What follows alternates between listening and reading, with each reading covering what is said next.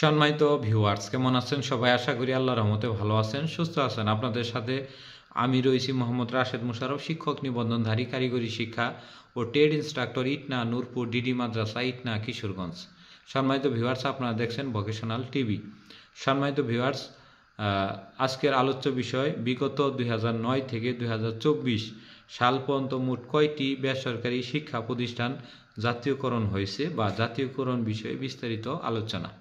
সম্মানিত ভিউয়ার্স, আজকের ভিডিওটি অত্যন্ত গুরুত্বপূর্ণ। যারা ষষ্ঠ গণবিজ্ঞপ্তি প্রত্যাশী এবং 19তম শিক্ষক নিবন্ধন দিবেন বা এমপিওভুক্ত শিক্ষা প্রতিষ্ঠানে চাকরি করার ইচ্ছা রয়েছে বা ভবিষ্যতে করবেন, তাদের জন্য আজকের এই ভিডিওটি।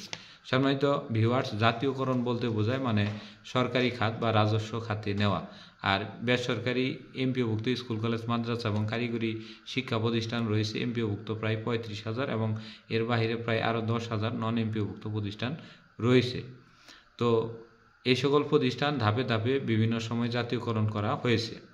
তবে এই 2009 সাল থেকে 2024 সাল পর্যন্ত বিগত যে সরকার, শেখ হাসিনা সরকার বা গণপ্রজাতন্ত্রী বাংলাদেশ সরকারের অধীনে যে সরকার পরিচালিত ছিল 2009 থেকে 2024 এর মাঝামাঝি সময় পর্যন্ত, তো এই মেয়াদে বা তিনটি আওয়ামী সরকারের এই 3টি মেয়াদের সময়ে আমাদের 3 মেয়াদে 797টি শিক্ষা প্রতিষ্ঠান সরকারি হয়েছে।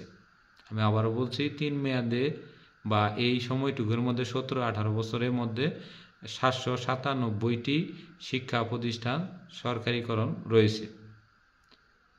এখন এই বিষয়টি সুস্পষ্টর ভিতরে আরেকটু বলে দিই, সেটি হলো যে আওয়ামী সরকারের 3 মেয়াদে 798টি শিক্ষা প্রতিষ্ঠান সরকারি হয়েছে। এর মধ্যে 345টি স্কুল, 359টি কলেজ, 53টি স্কুল অ্যান্ড কলেজ এবং 40টি কারিগরি শিক্ষা প্রতিষ্ঠান।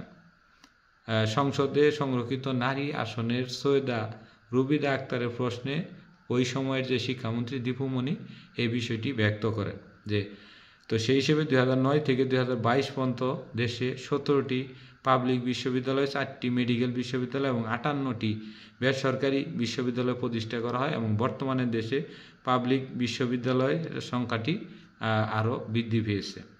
তো সেই হিসেবে আপনার আমি যে বিষয়টি বললাম যে এর বাহিরেও আপনার এই যে বিষয়টি বললাম যে জাতীয়করণ বা যে প্রতিষ্ঠানগুলো জাতীয়করণ হয়েছে, এই কিন্তু ধাপে ধাপে জাতীয়করণ হয়েছে।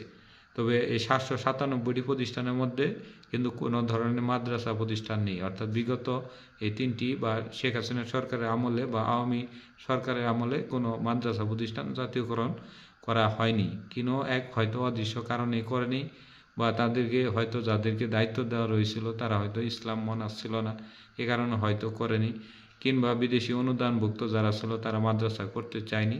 কিন্তু আসল সঠিক কারণটা আমরা হয়তো ওইভাবে জানি না, বা আমাদের যে আলেম ওলামা স্তর রয়েছে তারা ওইভাবে এই মাদ্রাসা জাতীয়করণ করতে হবে এই বিষয়গুলো নিয়ে হয়তো প্রধানমন্ত্রী ওই সময়ে বা ওই সময় যারা দায়িত্বশীল ছিল তারা ব্যক্ত করেননি।